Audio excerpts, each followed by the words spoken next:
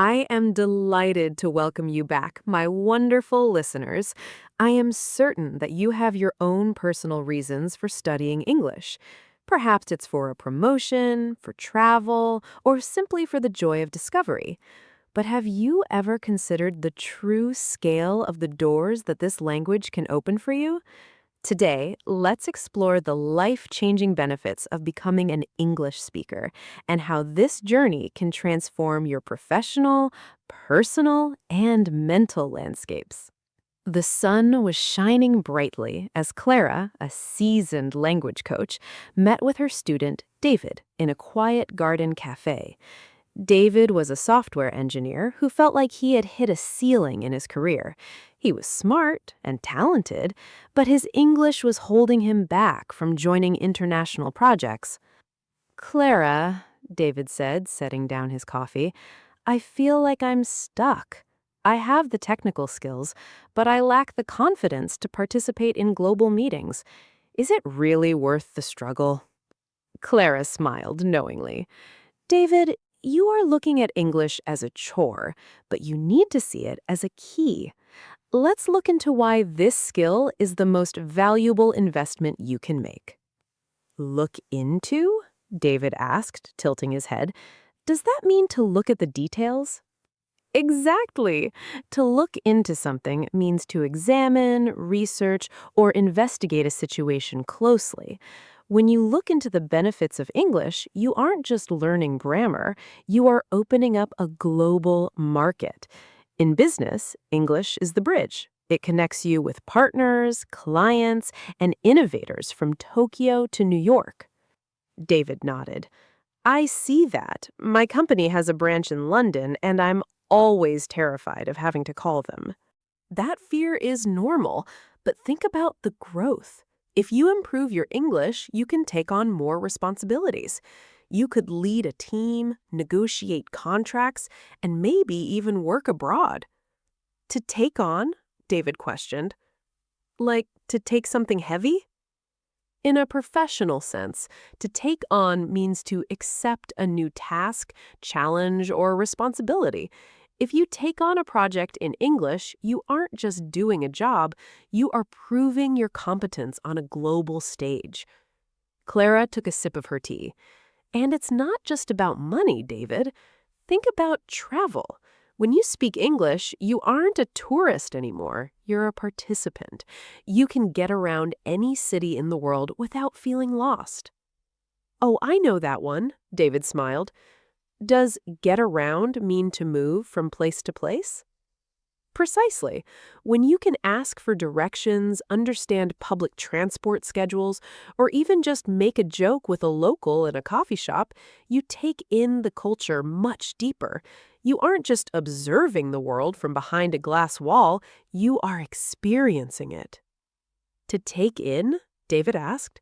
Is that like bringing things into your house? In a metaphorical sense, yes. To take in something means to absorb, understand, and enjoy it. When you travel and speak the language, you truly take in the beauty of local traditions, art, and history. David leaned back, looking thoughtful. I never thought about it like that. I guess I've been focusing so much on the rules that I've forgotten the rewards. Exactly, Clara agreed. And have you considered what happens to your brain? Learning a new language is the ultimate workout. It improves your memory, your problem-solving skills, and your focus. It's a way to keep up your mental fitness as you get older. Keep up my fitness? That sounds like keeping up with a marathon runner. Well, in a way, it is a mental marathon. To keep up with something means to maintain the same pace or level as something else. By learning English, you are keeping up with the rapid pace of the modern world. You are training your brain to switch between different structures and contexts, which is a fantastic exercise. I think I'm beginning to catch on to your philosophy, David admitted. Catch on? Clara grinned. That's a great phrasal verb. What do you think it means? Based on our previous conversations, I'd guess it means to finally understand something that was previously difficult. Spot on! You are catching on very quickly. But you have to be consistent. Don't let your studies fall behind. Fall behind, David repeated. That sounds like being slow. Exactly. To fall behind means to fail to stay level with others. If you stop practicing, you might feel like your skills are slipping. But if you keep going, you will definitely get ahead. Get ahead? To be successful? Yes! To get ahead means to make progress or be more successful than others. In today's competitive world, English is the most effective tool to get ahead in your career. Clara leaned in. David, consider the education possibilities too. There are millions of high-quality courses, podcasts, and articles that aren't translated into your native language. When you can read the latest research or watch a lecture in the original, you aren't waiting for someone else to interpret the world for you. You are accessing the truth directly. David looked at his notebook. He had been writing down all the phrasal verbs. I think I have a plan now. I've been trying to learn everything at once, and it made me feel overwhelmed. I should probably focus on one thing at a time. That's a great insight, Clara said. Don't try to brush up on everything in one day. Brush up? Like painting? Not quite.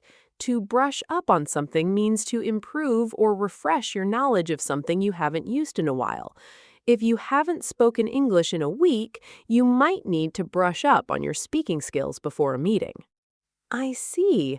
So I will brush up on my business English this week, and then I'll start looking at some travel podcasts. That sounds like a perfect strategy. Remember, David, the goal is not perfection.